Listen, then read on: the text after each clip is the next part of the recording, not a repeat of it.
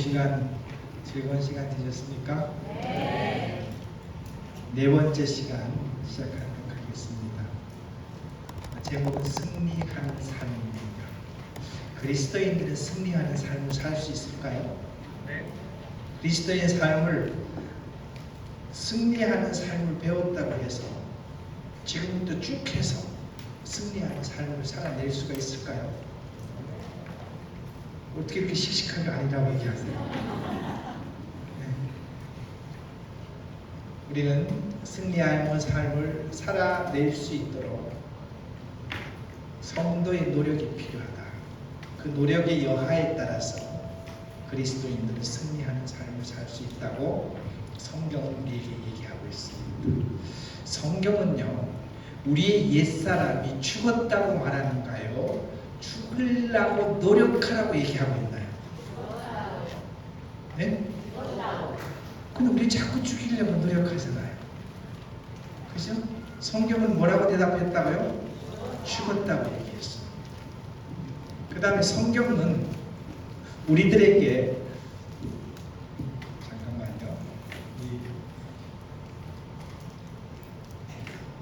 오늘 이 시간에는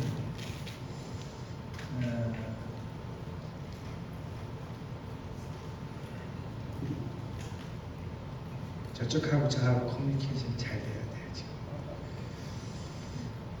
성경은 옛사람이 고쳐서 쓸 수가 있다고 얘기했나요? 걔는 도저히 안 됐다고 얘기했나요? 근데 우리는 가끔 가다 보면은 조금 더 개선하면 되겠지, 조금 더 노력하면 되겠지, 그와 같은 상황으로 우리는 접근할 수가 있거든요. 성경은 분명히 얘기하고 있습니다. 우리의 육체는 죄와 함께 죽었다. 그 다음에 육체는 개선해서 쓸 수 있다 없다? 없다는 거예요. 그러면 그 육체는 어떻게 해야 돼요? 포기해야 돼요.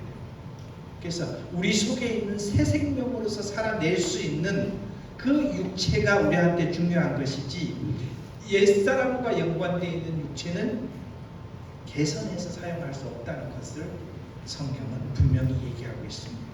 다음 장 넘겨주세요. 오늘은요, 그 요한복음의 맨 마지막 장입니다. 요한복음의 맨 마지막 장은 성경은 신약 성경에 존재하고 있지만 이 시대의 경륜상으로 보면은요, 구약의 맨 마지막에 존재하고 있는 거예요. 이 말씀 이해가 되시나요? 신약은 요한복음부터 참 이 사복음부터 시작되지만 예수 그리스도께서 부활하신 다음에 실질적으로 성령이 임했을 때 교회 시대가 시작되기 때문에 요한복음 21장은 율법의 마지막 장에서 이제 은혜의 시대, 교회의 시대로 넘어가고 있는 그 찰나에 있는 것이 요한복음 21장이 되겠습니다. 우리는요, 이 한 장의 차트를 이해만 할 수 있고 이 한 장의 차트를 내 삶 속에 적용만 할 수 있으면 우리는 승리하는 삶을 살 수가 있습니다. 그래서 이 한 장의 차트는요, 굉장히 중요한 차트이기 때문에 큰 목소리를 읽어보겠습니다. 시작! 시몬 베드로가 나는 물고기 잡으러 가노라 하니 그들이 우리도 함께 가겠다 하고 나가서 배에 올랐으나 그 밤에 아무것도 잡지 못하였더니 날이 새어갈 때 예수께서 바닷가에 서셨습니다. 제자들이 예수인 줄 알지 못하는지라. 예수께서 이르시되 얘들아 너희에게 고기가 있느냐? 대답하되 없나이다. 이르시되 그들을 배 오른편에 던지라. 그리하면 사물이 일어나시니 이에 던졌더니 물고기가 많아 그물을 들 수도 없더라. 네, 여기서 보면요, 사도 베드로가 누구예요? 사도 베드로의 직업이 뭐예요? 어부예요. 그는 어디서 자랐나요? 갈릴리 바다에서 자랐어요. 갈릴리 바다에서 잔뼈가 굵었나요? 예. 어디가 그늘을 내리면 고기가 잘 잡힐지 알고 있을까요? 예. 그러니까는 베드로는요, 그 디베리아의 바닷가에서는 전문가. 이 전문가가 예수님을 따르다가 어느 날 예수님이 십자가를 못 박히는 것을 보고 베드로는 주님을 3번 부인하고 주님이 잡혀 돌아가시는 것을 보고 난 다음에 고향으로 다시 돌아와 있는 그 상황 속에서 베드로가 제자들한테 이렇게 했습니다. 그냥 물고기나 잡으러 갈 거야. 내가 따르던 주님은 십자가 달려 돌아가셨고 먹고 살아야 되니까는 내가 할 수 있는 건 고기 잡는 것밖에 더 되겠어? 난 물고기 잡으러 갈 거야. 그러니까는 제자들이 나도 해갖고 그 배 타고 옛날에 했던 그 배를 타고 다시 디베라냐 바닷가로 나간 것입니다. 성경에는요, 물고기 잡는 전문가가 자기 바다에서 고기 잡는 모습을 지금 현재 연출을 하고 있습니다. 오랜만에 베드로가 고기 잡으러 갔으니까 고기를 많이 잡아야 될 거 아닙니까? 그런데 성경은 뭐라고 얘기하고 있나요? 어디까지요? 밤새도록 잡았는데 한 마리도 못 잡았다고 했어요. 밤새도록 잡았는데 한 마리도 못 잡았다고 얘기하고 있는 이 배경 속에는 뭐가 존재하는가 하면요, 율법을 지키면서 자기가 뭔가를 하려고 노력을 하고 고생만 했던 사람의 모습을 지금 현재 율법 시대의 마무리가 되는 이 시점에서 베드로를 통해서 그 모습을 보여주는 거예요. 베드로는 노력했을까요? 자기가 갖고 있는 모든 지혜를 다 짜냈을까요? 그리고 자기가 할 수 있는 대로 이리 갔다가 저리 갔다가 절 갔다가 했을까요? 밤새도록 자기가 할 만큼 다 했는데 뭐가 이루어지지 않는다. 구약시대 전체를 놓고 봤을 때 이스라엘 민족들이 성전에 가서 예배드리고 모두 했는데도 불구하고 아무것도 정리가 되지 않고 결국 나라는 풍지박산되고 아무도 없는 그 모습을 지금 현재 누구를 통해서 보여주고 있느냐? 베드로를 통해서 보여주고. 아까 말씀드렸듯이 요한복음 21장은요, 율법 시대가 저물어가고 은혜 시대가 지금 새로 출발하고 있는 그 시점에 베드로는 자기가 사랑하고 죽음으로 쫓았던 예수 그리스도를 부인하고 먹고 살겠다고 이 지금 현재 다시 고향에 와서 물고기를 찾고 있는 그 수제자 베드로의 모습을 요한복음 21장에서 등장을 시키고 있습니다.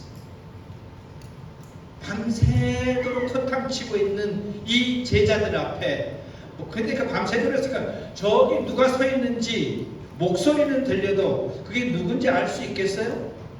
깜깜하니까 알 수 없는 거예요. 저쪽에서 누가 한번 얘기하는 거예요. 뭐라고 했을까요? 얘들아, 너에게 고기가 있느냐? 그러니까 안에서 뭐라고 했어요? 한 푼도 없어요. 한 마리도 못 잡았어요. 그랬을 때 주님께서는요, 배 오른편에 던져라. 배 오른편에 던져라. 인간이 노력하다가, 인간이 뭔가를 해보려고 노력하다가 밤새도록 해도 자기가 할 것 다 동원해도 안 될 때, 이 시점이 언제예요? 인간의 힘으로는 안 되는 시점. 주님께서는 배 오른편에 던져라. 다음 장을 보여주세요. 자, 보세요. 그런데 예수님은 직업이 뭐예요? 목수잖아요. 고기 잡는 거하고 상관이 있으세요? 그러면 예수님이 배 오른편에 던져라는 것은 비전문가가 전문가한테 지금 현재 코치하는 게 아니에요. 그죠? 비전문가이신 예수님이 전문가인 베드로한테 고기 한 마리도 못 잡았지, 배 오른편에 던져봐, 이렇게 하는 경우라는 것이죠. 그런데 배 오른편에 던지라는 말을, 그 말을 듣고 진짜로 배 오른편에 던졌을 때 어떻게 됐다고요? 고기가 너무 많이 잡혔다고 했어요. 너무 많이 잡혔다고 했어요. 이것이 은혜 시대에 살고 있는 신자들의 삶입니다. 내 힘으로 하려고 발버둥을 치다가 아무것도 안 되는 그것을 그리스도께서 하시는, 그리스도께서 지시하는 그대로 순종했을 때 누구의 힘으로요? 그리스도의 힘으로 해내는 그것이 뭐라고 하는가 하면은 은혜다.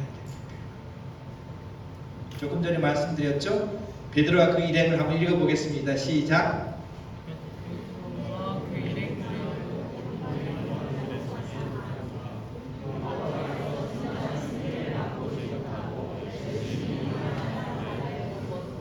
열심히 일만 한 사람. 제가 마지막 PPT에는 열심히 고생만 한 사람 이렇게 적었어요. 혹 이곳에 그런 분 안 계신가요? 신앙생활 정말 잘해보고 싶어요. 이것도 해보고 저것도 해보고 이것도 해보고 내 마음이 공허하고 뭔가가 이루어지지 않고 있고 주님 앞에 기도하려고 하면 내 가슴이 답답하고 뭔가 눌려져 있는 그와 같은 느낌을 들고 그와 같은 분 없습니까? 혹여나 그런 분이 있으면 이 말씀에 집중하시기 바랍니다.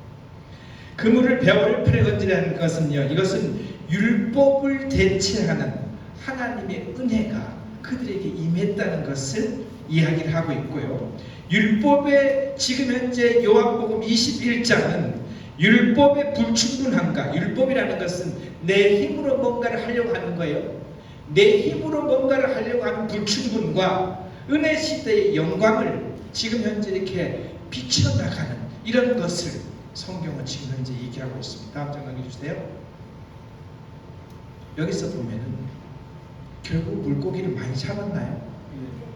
그럼 누가 잡은 거예요? 우리 여기 정리를 해봐야 돼요. 누가 잡았어요? 누가 그물을 땡겼어요? 네? 베드로하고, 베드로 일행이잖아요, 그죠? 우린 여기서 봐야 돼요. 은혜 시대에 살고 있는 신자가 예수 그리스도의 음성을 듣고 그 예수 그리스도의 음성에 순종했을 때 풍성한 것을 얻을 수 있다고 했거든요. 그럼 누가 했나는 게 중요합니다. 제자들은 밤새 자기들이 노력해하고 고기 한 마리를 잡았다는 거예요? 못 잡았다는 거예요? 그럼 이 제자들은 행보에 못한 거예요? 제자들은 못한 거예요. 근데 주님께서 배 오른편에 던지라고 하니까 그 말을 듣고 따랐다니까 고기가 잡힌 거예요? 안 잡힌 거예요? 그럼 누가 잡은 거예요?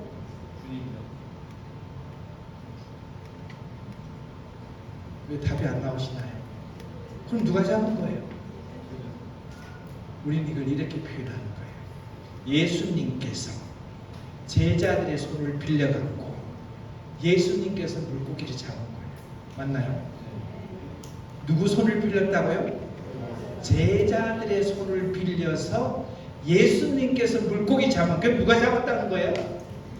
예수님이 잡은 거예요. 제자들은 뭐 한 거예요? 예, 사용이 된 겁니다. 예수님께서 물고기 잡는데 제자들은 사용을 받는 거예요. 그럼 나올 때 제자들은 우리가 물고기 많이 잡았다고 얘기할까요? 예수님이 물고기 잡았다 그럴까요? 제자들은 우리가 물고기 많이 잡았다 그럴 거예요. 신약시대의 모습. 우리 주님께서는 여기 까만 글씨 한번 읽어볼까요? 주님은 당신의 말씀한 순종한 제자들의 손을 통해서 엄청난 물고기를 잡을 수 있게 하셨다 이렇게 됐습니다. 요한복음 10장 1-10절에 있는 말씀을 같이 읽어보겠습니다. 내가 온 것은 양으로 생명을 얻게 하고 더 풍성히. 우리 예수님께서 우리에게 그 목자로 오신 것은요, 생명을 얻게 하고, 우리들은 생명을 다 얻었잖아요, 그죠? 근데 하나님 우리 주님께 더 한 말씀 더 하시네요. 뭐까지 하시게 한다고요? 풍성하게 얻게 하게 하십니다. 결국 제자들은 풍성하게 고기를 잡았나요? 제자들은 결국 풍성하게 잡은 거예요. 주님께서는 우리에게 풍성한 것을 주신다고 약속을 한 것이에요. 밑에 있는 글씨를 보겠습니다. 믿음으로 순종하는 자들에게 주님께서 주시는 것은 바로 뭐다? 풍성합니다. 죄와 불안에 대한 승리뿐만 아니고 풍요로움을 막는 모든 것에 대한 승리를 주시기 위해서 우리 주님께서 오셨다. 요한복음 21장의 이 차트를 머릿속에 두고 계속 나가겠습니다. 두 번째, 우리가 다 알고 있는 요한복음 6장에 있는 말씀입니다. 오병이의 기적이라고 우리가 흔히 얘기하고 있는 거예요. 여기는 지금 현재 예수님을 따르는 많은 무리들이 있는데 때가 되어서 먹을 것이 없으니까 제자들이 이리 왔다 저리 갔다를 하니까 어떤 제자 중에서 하나 우리 어린아이 도시락 하나를 이렇게 하나를 구한 거예요. 그 속에는 뭐가 들었나요? 보리떡 5개와 물고기 2마리, 그게 오병이어라는 거예요. 요 두 가지를 갖고 와서 주님 요거밖에 없습니다 라고 말할 때 우리 주님께서 뭐라 그랬나? 여기서 밑에 두 번째 줄부터 읽겠습니다. 예수께서 이르시되 이 사람들로 함께하니 그곳에 잔디가 많은지라 사람들이 앉으니 수가 5,000명쯤 되었더라. 예수께서 떡을 가져 축사하신 후에 앉아있는 자들에게 나누어 주시고 물고기도 그렇게 그들이 원하는 대로 주었다. 그러니까는 사람 수가 5,000명이라 그러면 남자 수만 씌었으니까 한 10,000명 되는 숫자예요. 10,000명 되는 숫자 갖고 물고기 그 2마리와 보리떡 5개 갖고 우리 주님께서 나누어주고 나누어줘도 이 도시락이 비었다는 거예요? 안 비었다는 겁니까? 안 비었다는 거예요. 여기 등장하는 아이를 상상을 해보시기 바랍니다.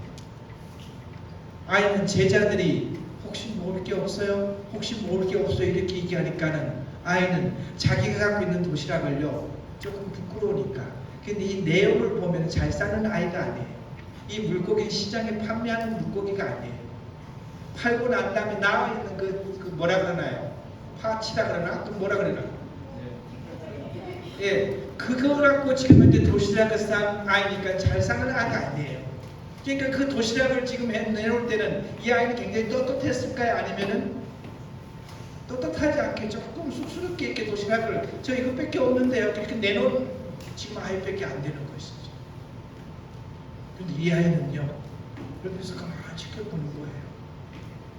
가만히 지켜보니까는 예수님이 기도하고 그걸 자꾸 퍼날라도 그게 계속 나오거든요. 이 아이 기분이 묘했겠죠. 기분이 좋았을까요? 좋았을 것 같아요. 신기했을까요? 진짜 신기했을 것 같아요. 와, 예수님이 내 도시락 하나 갖고 이 수많은 사람들을 다 먹여 살렸네? 이렇게 얘기를 하는 거예요. 남자가 없어요. 이 아이는요 예수님께서 자기 도시락을 갖고 어떻게 기적을 일으킨지를 다 봤어요. 다음요. 그리고 그날 저녁에 이 아이가 엄마한테 이런 얘기를 합니다. 엄마, 오늘 예수님과 내가 함께 5,000명의 사람들의 밥을 먹게 했어요. 여기서 애가 뭐라 그러나요? 예수님과 누가? 내가. 여러분 이 말에 동의하세요? 예수님과 내가 10,000명을 먹였어요. 엄마한테 그렇게 자랑하는 거예요. 다음요. 이 어린아이의 말이 진실일까요? 진실일까요? 여러분 동의하세요? 우리 이렇게 보잖아요. 어린아이의 도시락이 예수님께 건너지니까 예수님의 능력이 더해져서 그 도시락을 통해서 10,000명을 먹여 살렸다. 맞죠? 그죠? 그러면 예수님 그 어린아이 입장에서 엄마한테 엄마 어머니가 싸준 그 도시락 갖고요, 저하고 예수님하고 마음을 합쳐갖고 10,000명을 먹였습니다. 그 말이 맞나요? 이게 신약 성도가 은혜 안에 살아가는 겁니다. 아이는 뿌듯했을까요? 뿌듯했습니다. 아이는 자랑스러웠을까요? 이 아이는 아마 그 평생 살아가면서 만나는 사람들한테 자랑했을 거예요.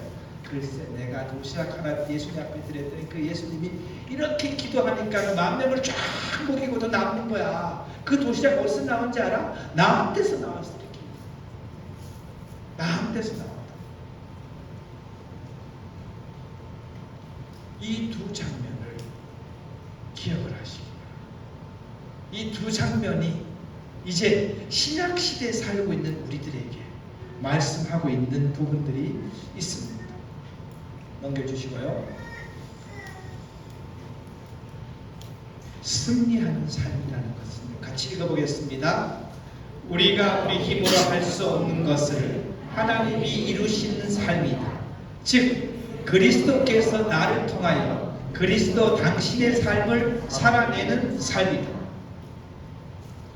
아마 저랑 같이 캠프하면서 빨간 글씨를 몇 번 들었을 거예요. 다시 한번 읽어보겠습니다. 시작. 그리스도께서 나를 통하여 그리스도 당신의 삶을 살아내는 것이다.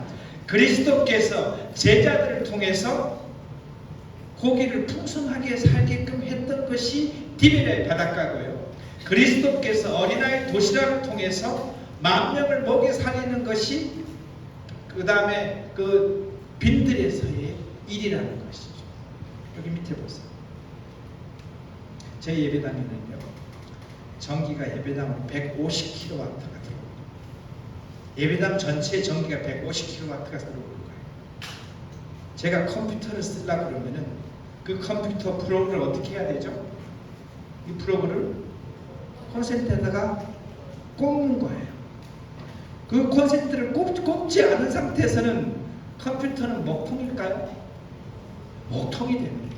그런데 그 150kW 되는 그 콘센트에다 내 프로그램을 딱 꼽는 순간 150kW의 전기가 지금 어디로 들어오는 거예요? 내 컴퓨터로 들어와서 컴퓨터가 지금부터 살아서 움직이는 거예요.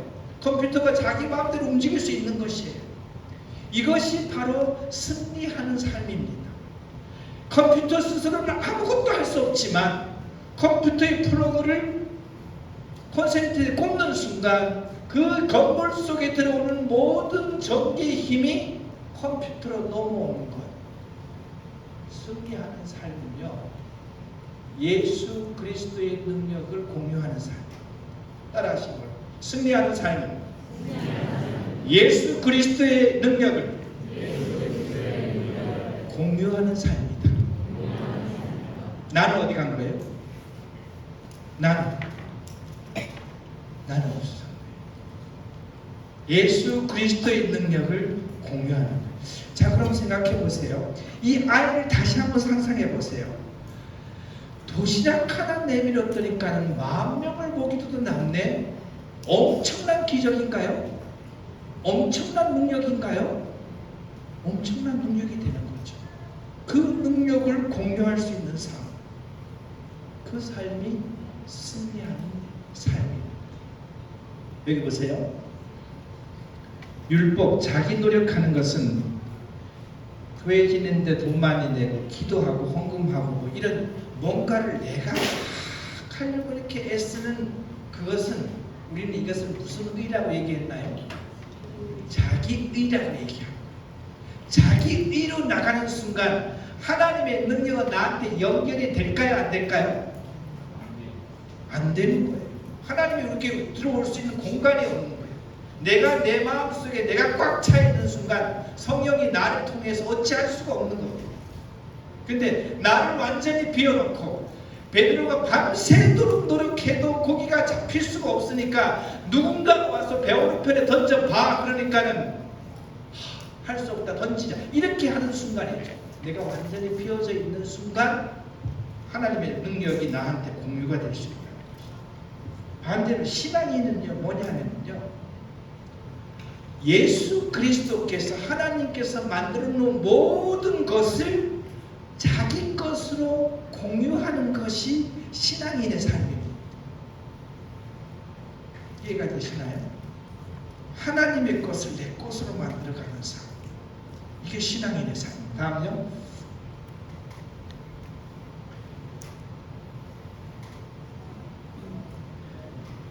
로마서에서 지금 현재까지 시작은 요한복음에서 시작했는데 로마서에서는 이걸 어떻게 이야기할까요?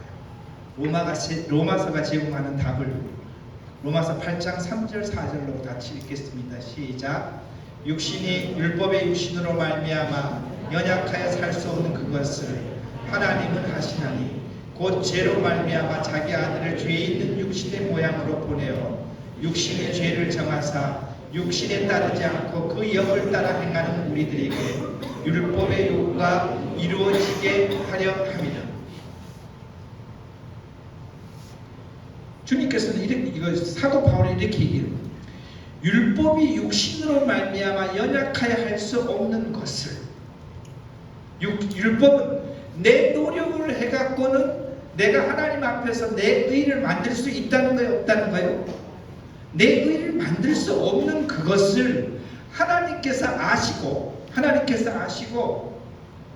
그것을 하나님은 하시나니 곧 죄로 말미암아 그 아들을 죄 있는 육신의 모양으로 내서 성육선 시켜갖고 예수 그리스도에게 죄를 대신 얹히시고 그 죄 문제를 해결했기 때문에 육신을 따르지 않고 그 영을 따라 행하는 우리에게 그 영을 따르는 우리는 누굴까요? 예, 그 영이란 뭘까요?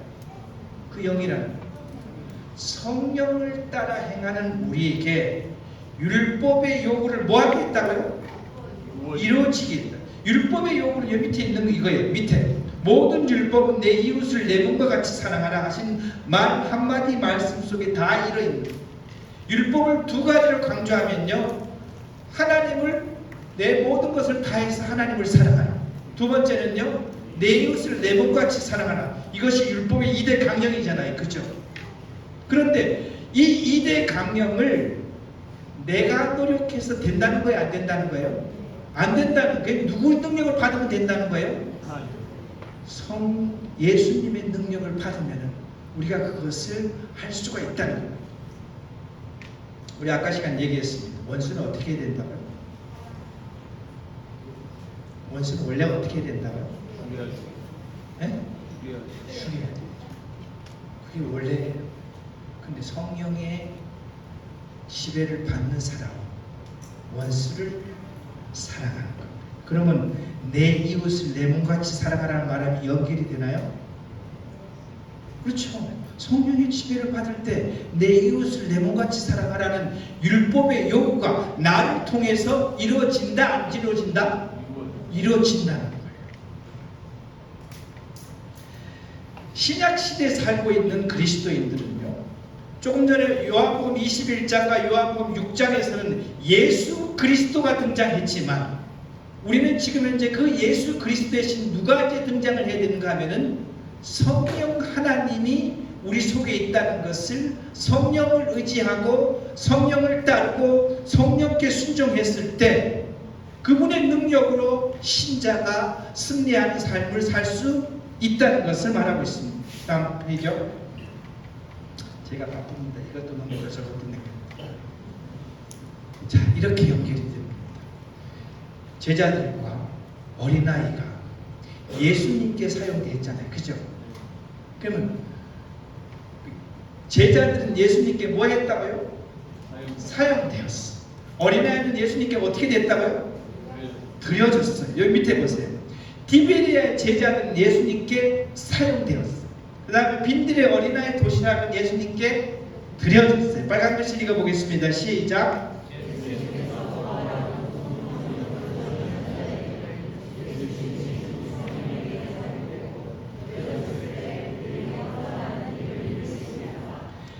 예수님 자리에 누가 들어가서 성령께서 들어가서 내가 성령한테 사용되고 내가 성령에게 드려질 때는 우리가 하고자 하는 일이 이루어질 수 있다 없다?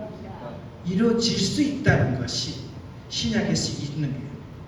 율법의 요구를 완성시킬 수가 있다는 겁니다. 뭔 말인지 알겠죠? 그죠? 이것을 로마서 사도 바울은요, 그 영을 따라 행하는 우리라고 얘기하는 거예요. 그 영이라는 것은 성령을 따라 행하는 우리는 베드로의 일행과 어린아이와 같은 그와 같은 기적을 경험할 수가 있다 없다? 있다는 것을 성경은 오늘 이 시간 우리들에게 이야기를 하고 있는 것이죠. 아멘 되시나요? 다음 장요.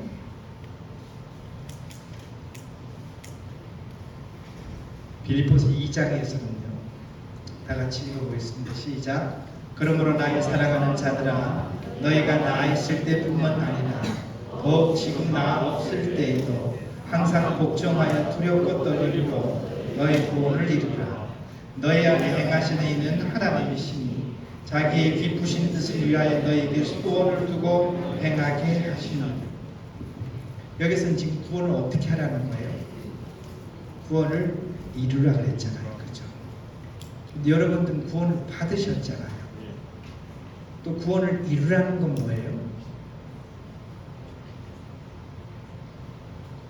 구원을 받았는데 구원을 이루라는 건 또 뭐예요? 그것도 두렵고 떨림으로 구원을 이루라고 해요. 우리는 지금까지 온 동네 다니면서 나 구원 받았다고 다 얘기했는데 지금 성경 빌립보서 2장을 보니까는 두렵고 떨림으로 내 구원을 이루라고 얘기하고 있잖아요. 그럼 요한복음에 있는 말씀과 빌립보서의 말씀이 안 맞는 거예요? 그래서 우리는요, 이 부분의 밑에 것을 보셔야 됩니다. 구원의 다음 넘겨보실래요? 오니치요. 예전 것을 카피하고요. 그것에 제가 좀 변화를 시켜놨는데, 구원의 삼중성이라고 얘기합니다. 구원의 삼중성. 구원은요, 세 단계를 통해서 완성이 된다는 거예요. 제일 처음에 죄의 결과에서 해방된 것을 성경은 칭의라고 합니다. 우리가 이것을 갖고 구원받은 거예요. 죄의 결과에서 해방이 됐기 때문에 죄가 없는 사람, 의인이 된 사람은 천국에 갈 수 있다 없다? 갈 수 있다고 얘기하는 것이, 우리가 흔히 구원받았다고 얘기하는 것은 칭의를 갖고 얘기를 하는 것입니다. 구원받는 사람이 이 땅에서 살아가고 있나요? 살아가고 있습니다. 아까 지난 시간에 있는 신분과 상태가 차이가 있지만 그 신분의 상태를 맞춰가는 그 자체를 성경은 뭐라고 얘기했느냐? 성경은 성화라는 단어가 없어요. 우리 흔히들 그것을 성화라고 얘기하고 있습니다. 빌립보서 2장에 있는 말씀은 이 셋 중에서 무엇을 얘기하고 있을까요? 두 번째, 성화를 얘기하고 있는 거예요. 세 번째는요, 로마서 8장에서는 네 속량, 육체의 속량을 기다리라 그랬습니다. 이건 더 나가네요. 여기서는 해방되었다 그리고, 이거는 구원을 이루라 그리고, 이것은 세 번째는 기다리라고. 이 기다리는 것은 뭐냐면요, 육체가 하늘나라에 들어갈 수 있는 영화로운 몸으로 바뀌는 것, 그것을 영화라고 합니다. 그래서 이 영화는 기다려야 되는 거예요. 그럼 우리는 여기서 이 단어 정리를 할 필요가 있습니다. 저 같은 이렇게 생각하고 있는 사람한테, 제가 박태준 형제님한테 구원 받으셨습니까? 이렇게 물으면 박태준 형제님은 뭐라고 대답해야 그 말이 맞을까요? 저는 성화도 생각하고 있고 영화도 생각하고 있는데 구원을 받았습니까? 라고 얘기하면은, 구원을 받았다고 하면 제가 교만하네 이렇게 얘기할 거 아니에요. 구원을 이루라고 했는데, 구원을 기다리라고 그랬는데, 맞나요? 여러분 정리합시다. 이게 헷갈리시면 안 돼요. 그래서 우리는요, 칭의를 성경에서 얘기하고 있는 가장 좋은 단어로 선택하면은 거듭났습니다 라고 표현하는 게 좋습니다. 그래서 당신이 구원받았습니까? 라는 표현보다는 많은 사람이 헷갈리지 않게 하려면 뭐라고 질문하는 게 낫다고요? 당신은 거듭났습니까? 제가 박태준님한테 박태준 님 거듭났습니까? 그러면요, 내가 이렇게 하면 아무 문제가 없는 거예요. 구원은 이 세 단계를 다 걸쳐서 주님께서 이것을 전체를 구원으로 보는 것이죠. 성경은 뭔 말인지 알겠죠? 혼란되시면 안 돼요. 제가 1시간 와갖고 여러분의 구원받은 걸 혼란시키면 안 됩니다. 그래서 칭의를 통해서 천국에는 갈 수 있다 없다? 있다. 갈 수 있다는 거예요. 아까 칭의라는 선물은 어디에서 우리를 해방시켜 준다는 거예요? 백보자 심판에서 우리를 막아줄 수 있다고 했잖아요. 그러니까 칭의만 됐으면 우리는 천국 갈 수 있는 거예요. 그래서 이 땅에서 지금 현재 제가 몇 시간 동안 계속 얘기하고 있는 것은 두 번째로 얘기하는 거예요. 죄의 지배로부터의 해방, 죄의 결과는 해방이 됐기 때문에 우리는 영원한 천국 간다는 거예요. 더 나가서 이렇게 표현하고 있죠. 제 영혼은요, 예수 그리스도의 십자가로 말미암아 없어졌기 때문에 제 영혼은 천국 갈 수 있습니다. 그렇지만 제 육체는 아직도 우리 주님의 영화의 시간까지 기다려야 됩니다. 이렇게 한번 맞을까요? 우리는 그런 정리가 잘 될 필요가 있는 것입니다. 그래서 죄의 지배로부터 해방되는 여정 그 전체를 갖고 성경은 뭐라고 얘기하느냐? 그것을 구원이라고 얘기하는 것입니다. 그래서 성경 어떤 데 보면은 영생을 얻었다고 얘기하고 구원을 이루라고 했고 그 다음에 구원을 기다린다고 얘기하고 이 시제가 과거, 현재, 미래잖아요. 죄의 결과로부터 해방된 것은 과거, 끝난것이고 그 다음에 구원을 이루라는 것은 지금 현재 내가 하는 것이고 그 다음에 구원을 기다리라는 것은 내 육체의 영화로 변화되는 그 모습을 내가 기다리라는 것이고 다음으로 로마서 6장 이야기를 한번 해보도록 하겠습니다. 로마서 6장에서 보면요, 우리들에게 지시어로 얘기한 것이 네 군데가 나옵니다. 알라, 여기라, 들이라, 이르라 이렇게 표현했습니다. 지금 현재 이것은 아까 두 번째 얘기 성화를 얘기하고 있는 거예요. 요한복음 로마서 5장까지 믿고 구원받은 자들에게 로마서 6장은 성화의 삶을 그리스도를 닮은 삶을 어떻게 살아갈 것인가를 로마서 6장은 우리들에게 얘기하고 있습니다. 로마서 6장에서 제일 처음에 알라 그랬습니다. 같이 읽어보겠습니다. 시작. 옛사람이 주와 함께 십자가에 못 박혀 죽었다는 것을 알라. 인정하라는 것이에요. 우리는 옛사람이 주와 함께 십자가에 못 박혀서 죽었나요? 죽었다는 것을 인정하라는 거예요. 알라는 거예요. 이것이 헷갈리면 안 된다는 거예요. 여러분, 옛사람이 우리 주님과 함께 십자가에 못 박혀 죽었나요? 죽은 것입니다. 죽었다고 인정하는 거예요. 두 번째, 여기라는 거예요. 여기라는 것은요, 그렇게 받아들이라는 거예요. 여기라는 배후에는 그렇지 않기 때문에 그렇게 여긴 거예요. 다시 한번 말씀드리면요, 의인으로 여겼다. 창세기 15장에서는요 아브라함을 의로 믿는 자체를 갖고 의로 여겼다고 표현했어요. 로마서에도 여겼다고 했습니다. 여기서 한번 여겼다는 읽어볼게요. 시작.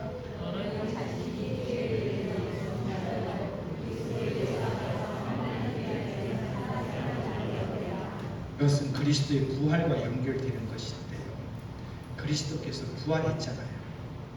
그죠? 나도 부활했나요?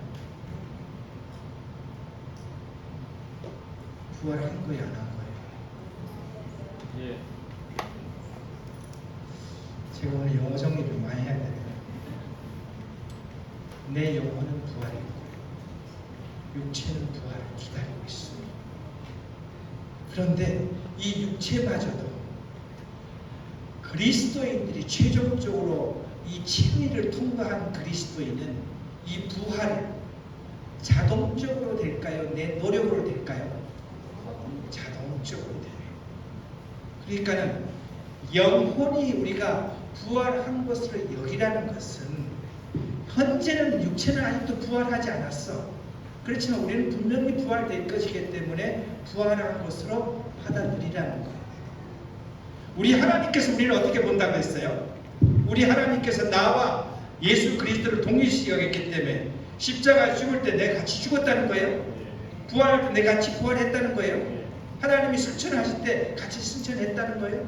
그걸 하나님께서 우리를 그렇게 여겨준다 그랬잖아요. 그죠? 그럼 신자는 어떻게 해야 될까요? 여기는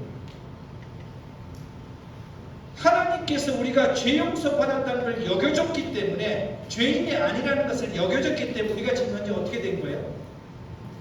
의인이 됐잖아요. 그죠? 그걸 우리가 여겨준 거예요. 우리가 의인이에요? 당당하게 의인입니까?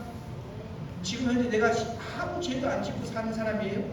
아니에요. 그렇지만 하나님께서 의인으로 여겨줬기 때문에 나 역시 뭘 여긴다고요? 의인으로 여기라는 거예요. 그러면 새 생명으로 살았다는 것을 뭐라고 했나요? 여기라. 예수 그리스도께서 부활했듯이 나도 부활한 사람으로 여길 때 나는 뭘로 살아갈 수 있다는 거예요?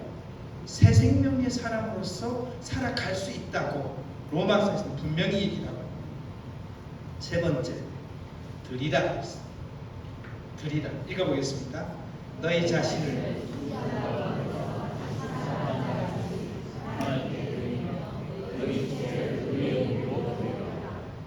지금까지는요, 우리는 이 죄의 무기로 드려졌던 거예요.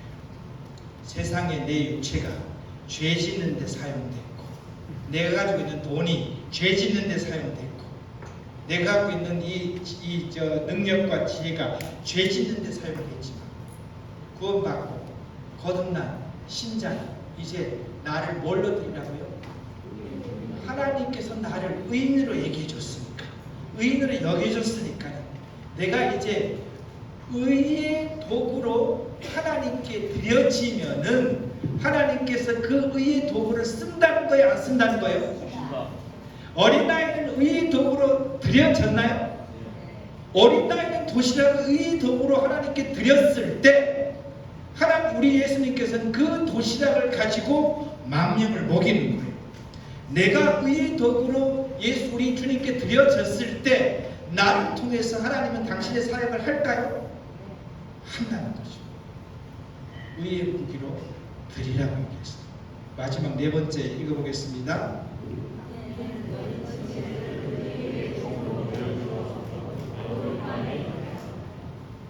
성화의 다른 말은요, 거룩해지는 거예요. 거룩해지는 거예요. 궁극적으로 거룩해지는 거예요. 누가 거룩하기 때문에 우리가 거룩해져야 되죠? 우리 주님이 거룩하기 때문에 내가 거룩해져야 돼요. 그러면 거룩한 사람은 주님과의 관계가 아주 긴밀하게 될까요? 긴밀하게 돼요. 그래서 거룩한 사람을 하나님께서 사용하시는 거예요. 그래서 우리가 거룩하려고 노력할 때, 거룩해졌을 때 하나님께서 나를 들어 쓰시는 거예요. 그럼 우리가 한번 정리해 봅시다. 나는 죽었다 살았다? 죽었다. 나는 새 생명이다 아니다? 새 생명이다. 새 생명을 뭘로 드려져야 된다? 하나님께 의의 무기로 드려져야 된다. 그래 하기 위해서 나는 어떻게 돼야 된다? 거룩해져야 된다. 이 로마서 6장이 우리한테 지금 현재 이야기를 하고 있는 것입니다. 다음 장에. 근데 로마서 6장을 읽다 보면은 갑자기 7장으로 넘어가면은 이게 좀 헷갈려. 로마서 7장에 보면 이렇게 있잖아요. 여기 여러분들 성경에는 오호라 나는 권고한 사람이로다. 이 사망의 늪에서 누가 나를 건져내라. 아주 피곤한 거예요. 이리 지키고 저리 지켜갖고 아무것도 못하니까는 나 정말 피곤해 죽겠어 라고 이야기하고 있는 것이 로마서 7장에 있는 것입니다. 구원받고 이제 성화의 삶을 살아가려고 하다 보니까는 내 속에 생명이 두 가지겠네. 하나는 새 생명, 하나는 옛 생명. 새 생명과 옛 생명이 나를 서로 차지하려고 내 속에서 지금 현재 싸움을 붙이고 있는 거예요. 내가 새 생명의 편을 들어가면 나는 새 생명으로 사람을 살아가는 것이고, 내가 옛 생명의 편을 들어주면은 나는 옛 생명의 사람으로 살아가고 있는 거예요. 내 마음의 보좌를 새 생명과 옛 생명이 서로 차지하려고 지금 싸우고 있다 안 싸우고 있다고요? 싸우고 있는 것이 로마서 7장의 모습입니다. 그래서 맨 밑에 뭐라고 얘기하는가요? 그러나 나 자신은 마음으로는 하나님의 법을 섬기고 내 마음으로는 하나님의 법대로 살고 싶어요. 그렇게 했으면 좋겠어. 그런데 뭐라고요? 육신은 죄의 법을 뭐 한다고요? 섬기고 있다. 그럼 뭐가 안 맞는 거 아니에요? 그죠? 뭐가 안 맞으니까 육장으로 다시 돌아가서 육체는 어떻게 됐다고요? 죽었다고 알라고. 내 속에 옛 생명이, 옛 사람이 다시 튀어나오려 그러면은 옛 사람 너 죽었거든. 이렇게 얘기하라는 거예요. 그런데 죽은 신체를 갖고요, 이만한 야구 방망이가 한 5개를 세게 때리면 어떻게 돼요? 왜서요? 죽었을까? 죽었다고 여기는 순간, 죽었다고 인정하는 순간 내 속에 있는 이 옛 생명은 나한테 아무것도 할 수가 없는 거예요. 그래서 죽은 줄 알아. 새 생명으로 태어나서 여기라는 거죠. 그런데요, 로마서 6장에서 보면요, 인칭 대명사가 우리, 너희 이렇게 표현했어요. 이것은 주님께서 너희는 이렇게 표현합니다. 너희는 죽었고, 너희는 새 생명으로 태어났고, 너희는 드리고, 너희는 거룩하라 이렇게 된 거예요. 그런데 로마서 7장에 가서 인칭 대명사가 뭐라 나오는가 하면요, 나의 나. 내가 여기 한번 나 찾아볼까요? 나는, 내가, 나는 또 어디 있나요? 없나요? 하여튼 다 7장에 보면 다 내가 죽었던 내가 7장에서는 스물 살아납니다. 내가 하니까는 로마서 6장에서 죽었다고 인정한 것이 스물 살아나오니까는 힘든 거예요. 아무것도 할 수 없는 거예요. 그런데 8장에 가면요, 인칭 대명사가 또 바뀝니다. 뭘로요? 성령님이. 다음요, 8장 넘어가겠습니다. 같이 보겠습니다. 시작.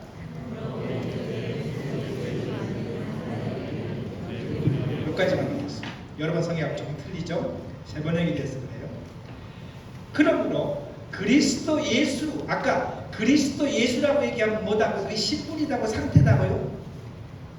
그리스도 예수 안, 신분이죠, 그죠? 내 안에 그리스도 그러면은 삶이라 했어. 그리스도 예수 안에 있으면 그 신분을 연계되는 되는 거예요. 그리스도 예수 안에 있는 믿는 사람들에게는 뭐가 없다고요? 유죄 판결이 없다. 유죄 판결이 없다는 것은 죄를 져도 죄를 죄로 인정한다는 게 아니에요. 저는 이걸 쉽게 이렇게 얘기합니다. 그리스도인들은요, 죄를 지어도 감방 가지 않는다. 왜 감방 안 갈까요? 죄로 여기지 않으니까. 죄 판정을 받지 않으니까. 그 죄값을 이미 예수님께서 치렀기 때문에 그리스도인들은 죄를 져도 감옥에 갈 이유가 있다 없다? 없다는 것이에요. 그것은 우리가 죄의 결과로부터 해방이 된 거예요. 그래서 죄 자체가 나를 지배할 수 있는 그와 같은 권리가 있다 없다? 권리가 없다는 거예요. 그래서 그리스도 예수 안에 있는 사람은 유죄 판결이 없다는 거예요. 읽어보겠습니다. 이것은 그리스도 예수님을 통해서 생명을 주시는 성령님의 능력이 죄와 죽음의 굴레에서 여러분을 해방시켜 주셨기 때문입니다. 로마서 8장에서는 성령님이 등장하는 거예요. 누가 이렇게 했다고요? 성령님께서 이렇게 하셨다고요. 뭐 어떻게 했고요? 성령님이 죄와 죽음의 굴레에서 죄로 말미암아 억압적인 그런 분위기 때, 죄로 말미암아 어려움을 당하는 그런 분위기에서 우리를 어떻게 했다? 해방시켜 줬기 때문에 유죄 판결을 받을 수가 없다는 것입니다. 여기서 보면은요, 성령님의 능력이라고 했습니다. 성령님의 능력. 여기 얘가 뭐예요? 쟤는 뭐예요? 공이에요. 축구공을 위로 툭 던지면 어떻게 되죠? 올라갔다가 떨어지잖아요. 이걸 중력의 법칙이라고 합니다. 쟤처럼 올라가는 데는 힘으로 올라가지만 중력의 법칙 때문에 밑으로 뚝 떨어지는 거예요. 그런데 새를 잡았다가 위로 탁 던지면 어떻게 되죠? 왜 날아가요? 왜 날아가죠? 그 속에는 뭐가 있기 때문에? 생명이 있기 때문에. 공 속에는 뭐가 없기 때문에 생명이 없으니까 올라가도 그냥 뚝 떨어지고 마는 거예요. 그런데 새는 그 속에 생명이 있으니까 떨어질라 그러면 새는 어떻게 하는 거예요? 날개를 치니까는 떨어지지 않고 올라가는 것이죠. 그죠? 성령님의 능력이라는 건 이런 거예요. 우리 스스로는 죽을 수밖에, 떨어질 수밖에 없는 거예요.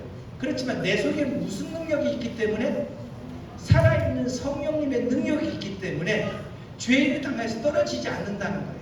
저의 지배를 받고 있지 않다는 것이죠. 그죠? 이거 보고 있습니다. 성령의 법은요, 신자에게 거룩한 삶을 살 수 있는 능력을 준다, 안 준다? 준다. 저쪽은요, 죄의 사망의 법은 죄를 짓게 해서 사망으로 끌어들인다. 여기서는요, 세계 생명이 중력의 법칙을 이긴다? 이긴다. 공은요, 중력의 법칙을 이길 수가 없다.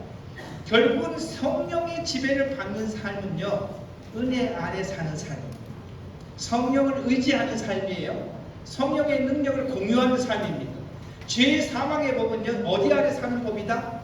율법 아래 있다. 그건 뭐라고 하는 게요? 자기가 뭔가가 되려고 노력하는, 아까 베드로와 같은 삶. 베드로가 밤새도록 고기 잡으려고 했던 그 모습 같은 삶이 자기 노력, 이게 사망의 법이다. 우리는 어떤 법의 적용을 받는다고요? 성령의 생명의 법을 적용합니다. 그렇기 때문에 우리 속에 생명이 존재하기 때문에 그 생명으로 말미암아 날아갈 수 있다는 것을 말하고 있잖아요. 그죠? 다음, 그리스도께서는요, 율법의 여규를 성취하셨어요. 율법의 여규는 아까 말씀드렸어요. 하나님을 사랑하고 이웃을 사랑할 수 있게끔 해줬다는 것이죠. 한번 에스겔 36장 읽어보겠습니다. 시작.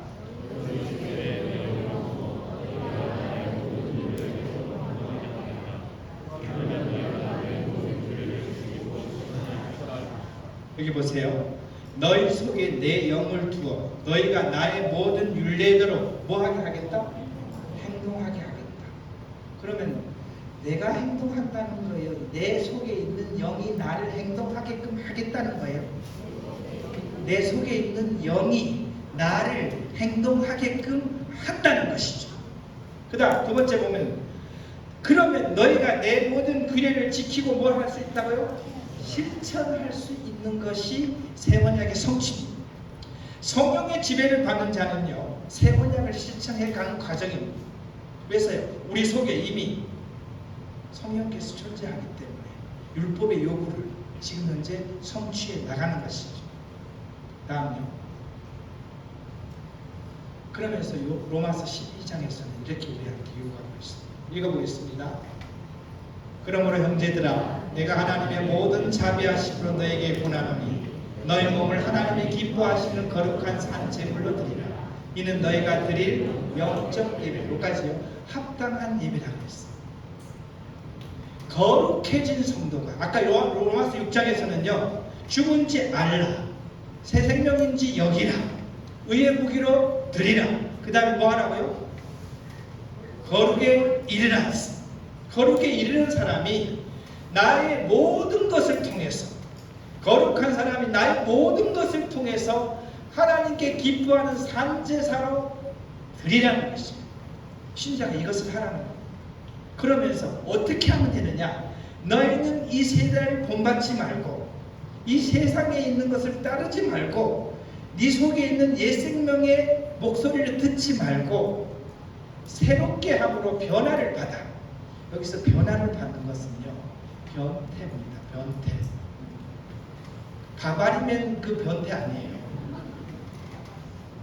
바바리맨 변태가 뭔지 알죠? 그 변태가 아니에요. 번데기, 애벌레가 번데기가 되고 번데기가 나방이 되는 그것을 변태라고 그랬잖아요. 그럼 보세요. 애벌레하고 번데기하고 모양이 똑같아요? 번데기하고 나방하고 내용이 똑같아요? 근데 번데기하고 애벌레하고 똑같은 애예요?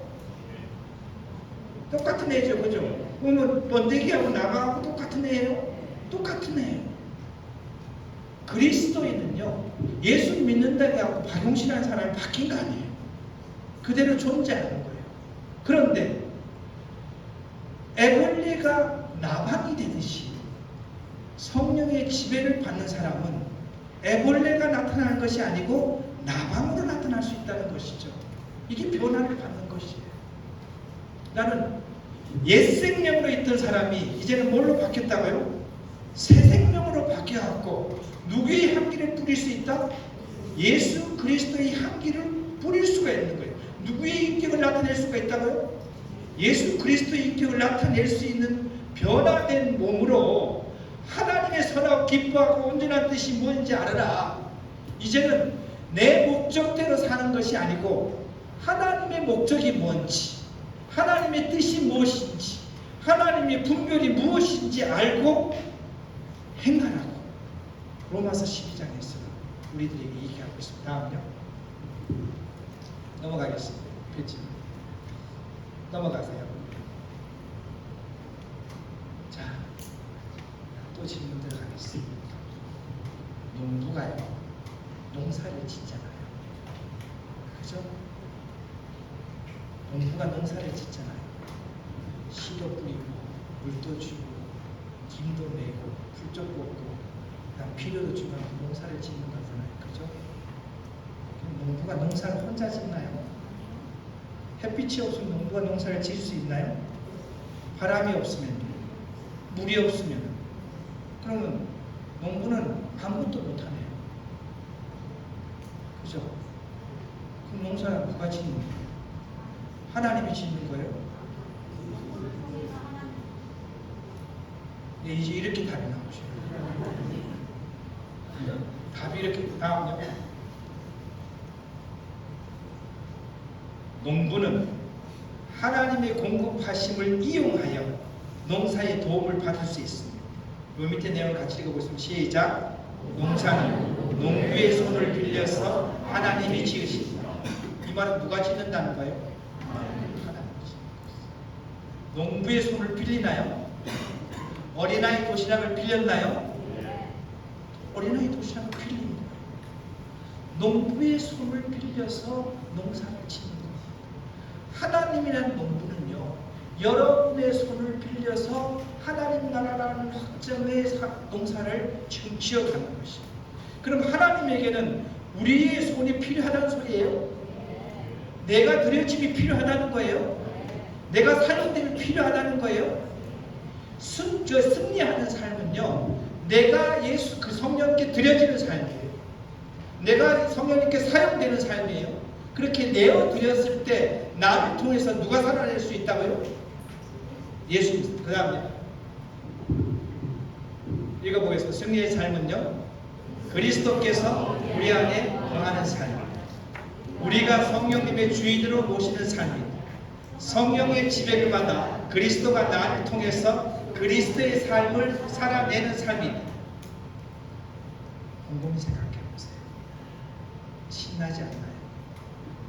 내 자신을 성령님께 내어드렸을 때 성령께서 나를 통해서 그리스도의 삶을 살아낼 수 있는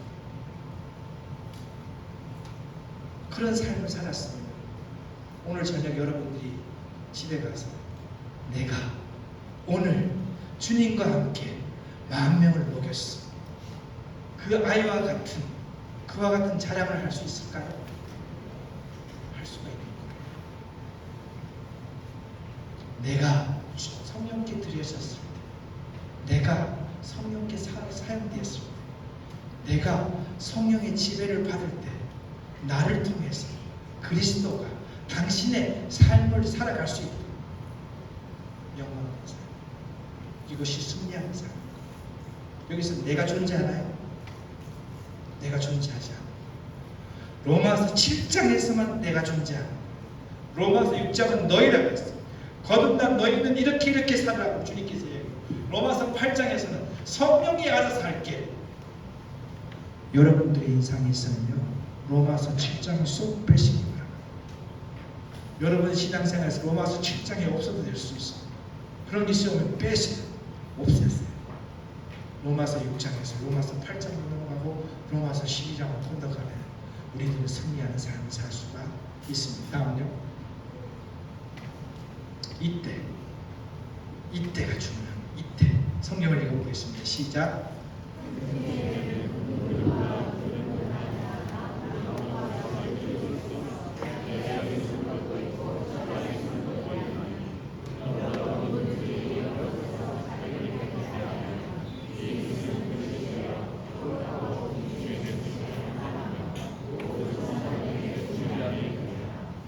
어떤 집에는요, 나무그릇, 은그릇, 금그릇이 있는데 가장 좋은 그릇이 뭐예요? 금그릇이죠. 여러분 세 그릇 중에서 뭘로 받아 먹고 싶으세요? 금그릇을 받아 먹고 싶어요. 금그릇이 오물이 묻었어. 금그릇에 오물이 묻은 거기다가 맛있는 걸 나한테 담아줬어. 여러분 어떻게 하시겠어요? 안 먹어요? 못 먹어요? 못 먹잖아요. 은그릇에다가 이 설거지가 안 돼. 뭐가 붙었어. 근데 거기다 밥을 줬어. 그럼 먹을 수 있겠어요? 안 먹었어. 근데 나무 그릇을 깨끗하게 씻어놨어. 이렇게 뭔가를 줬어. 여러분 어떻게 하겠어요? 맛있게 먹잖아요. 그죠? 이 얘기를 하는 거예요. 사람들마다 다 어떤 사람은 능력이 좋고 어떤 사람은 능력이 없고 어떤 사람은 돈이 많고 어떤 사람은 돈이 없지만 하나님이 사용되는 사람은 어떤 사람이라고요? 깨끗한 사람. 그걸 성경적인 용어로 뭐라고 얘기하나요? 거룩해진 사람. 아까 로마서 6장의 맨 마지막에 뭐라고 해요? 거룩에 이르라 했어요. 우리가 거룩에 이를 때 성령께 쓰임받고 성령께 드려질 수가 있고 성령과 동역자가 되어서 하나님 나라의 동업자로 일할 수 있다는 것이죠. 그래서 우리는 어떻게 되는가 하면요, 죄에 대해서 승리하는 삶 또한 거룩한 삶입니다. 죄에 대해서 우리는 뭐 해야 되나?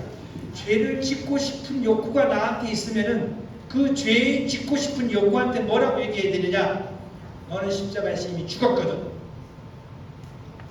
이렇게 선언하면서 그가 나한테 영향을 못 치도록 항상 선언할 수 있는 신앙을 갖고, 혹여나 그걸 못해갖고 실수해서 죄를 지면 빨리 어떻게 하라고요? 자백을 해서 그 죄 때문에 나와 하나님 사이에 막혔던 담을 빨리 털어버리고 다시 하나님 앞에 기이 쓰임 받을 수 있는 깨끗한 그릇으로 항상 스탠바이에 있어. 스탠바이가 뭐예요? 딱 준비해 있어야. 딱 준비해 있으면 하나님께서 나를 쓰신다. 이것이 승리하는 삶입니다. 다음요. 우리 이 장이 이제 정리가 됐어요. 1번. 그날 밤 아무도 못 잡았어요. 이게 내가 주인의 삶, 내가 뭔가를 이루고 가려던 삶이라는 게 이제 정리가 됐어요. 그렇죠? 2번 뭐자고요? 너희 고기가 있냐? 대답할 때 없습니다. 우리는 이렇게 고백해요. 내가 할 수 있는 것은 없습니다. 죄에 대해서 난 스스로 이길 수 있다 없다? 없다는 것을 선언하는 것입니다. 예수님께서 가져가신 것이 끝났다는 것으로 받아들이는 거예요. 없다고 선언하는 거예요. 세 번째, 주님께서 배 오른편으로 던지려 했을 때 뭐하는 마음으로? 순종하는 마음. 배 오른편으로 던졌을 때 뭘 어떻게 했다고요? 풍성한 고기를 많이 잡고, 이것이 승리하는 삶. 여러분 오늘 밤에 이 디베라에 있는 마지막 장면을 머릿속에 담아두시고, 어린아이 도시락을 내놓고 어린아이가 신기하고 아주 그 즐거워하고 기뻐하는 그 모습을 여러분 모습 속에 상상하기 바랍니다. 다음요. 우리 주님께서, 예수께서 사랑하시는 그 제자가, 요한이 베드로에게 이르실 때 주님이시다 했어요. 배 오른편에 던져갖고 물고기 쫙 잡아왔는데 요한이 베드로 보고 주님이시다 이렇게 얘기한 거예요. 시몬 베드로가 벗고 있다가 주님이라고 얘기하는 그 순간에 겉옷을 두르입고 어떻게 했다고요? 바다에 뛰어드는 거예요. 시몬 베드로가 직전에 뭐 했다고요? 우리 주님을 3번씩이나 부인해. 인생의 치명적인 후회를 하고 있는 시점에 주님이라고 얘기했을 때, 주님의 말씀에 순종해서 엄청난 고기를 잡고 난 다음에 주님께서 하셨다는 그 소리를 듣고 난 다음에 베드로는요, 부끄러움도 창피한 것도 죄송한 것도 없이 벌겋 벗고 있었으니까는 의상을 갖춘 다음에 바다로 뛰어내렸어요. 이것이 신약 성경의 은혜의 시대로 뛰어내리는 우리 신자의 모습을 요한복음 21장은 이야기를 하고 있습니다. 여러분, 밤새도록 고기를 못 잡았던 여러분의 모습과 지금까지 주님 앞에 배반하고 죄를 졌고 주님을 부인했던 그런 모든 것을 다 마음속에 갖고 있다 할지라도 주님께서 됐다, 배 오른편에 던지려고 할 때 그것을 믿음으로 받아들여서 그것을 많이 경험했을 때 우리는요, 한 번 경험한 그 주님의 풍성한 은혜를 경험하기 위해서 은혜의 바다에 깊숙하게 우리는 뛰어내릴 수 있는 우리들의 삶이 된다는 것입니다. 이것이 어떤 삶이라고요? 승리하는 삶. 승리하는 삶은 내가 사는 삶이 아닙니다. 승리하는 삶은 성령께서 나를 통해서 예수 그리스도의 삶을 살아내는 삶이다. 기도하겠습니다. 아버지 하나님, 오늘 승리하는 삶에 대해서 교제할 수 있도록 도와주신 것 감사합니다. 우리에게 승리하는 삶을 살 수 있다고 우리에게 말씀 주셨습니다. 믿음으로 받아들일 수 있도록 도와주시고 죽었다는 것을 인정할 수 있도록 도와주시고 새 생명의 삶을 여길 수 있도록 도와주시고 그리고 의의 무기로 드려지고 거룩에 이르러서 하나님께 드려지고 쓰여질 때 우리가 승리하는 삶을 살 수 있다는 것을 삶 속에서 경험할 수 있도록 도와주시옵소서. 믿음으로 나갈 수 있도록 도와주시고 믿음으로 이것을 받아들일 수 있는 신자의 삶이 될 수 있도록 도와주시옵기를 간절히 원하옵나이다.